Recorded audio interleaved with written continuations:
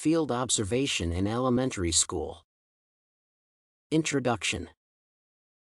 Teacher-student and student-student interactions have a positive impact on a student's ability to learn.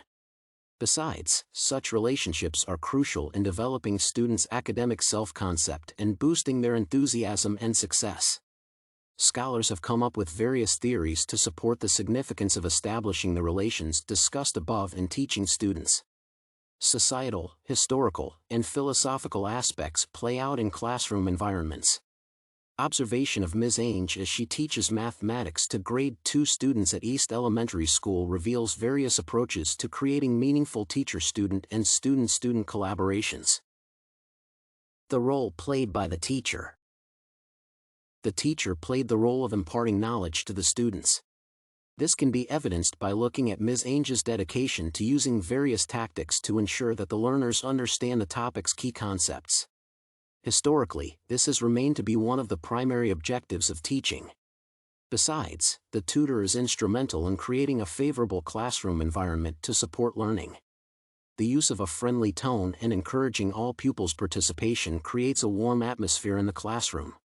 In both ancient and contemporary societies, teachers have been perceived as role models and mentors to the students and the community at large. In this classroom setup, the teacher is committed to getting the best out of each student. This includes encouraging active participation and ensuring that all students enjoy learning. Power structures in the classroom.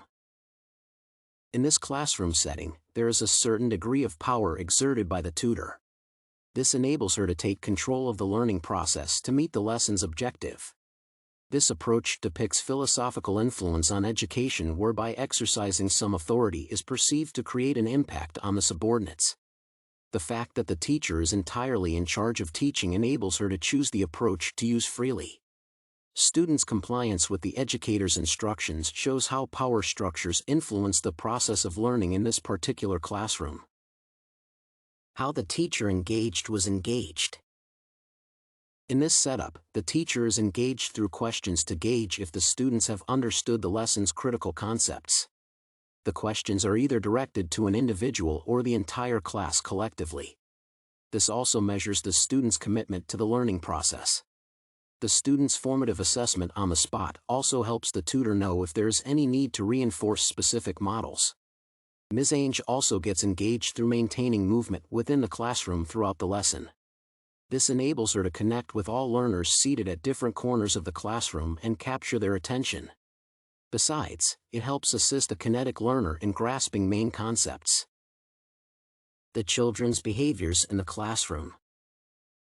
The students in this classroom are sitting straight as they keenly listen to their teacher. They actively take part in answering both individual and group-directed questions. There is minimal talking of students as teaching goes on implying the learner's compliance with the code of conduct in a tutorial room. Moreover, the pupils appear to be enthusiastic about learning new concepts. Conclusion.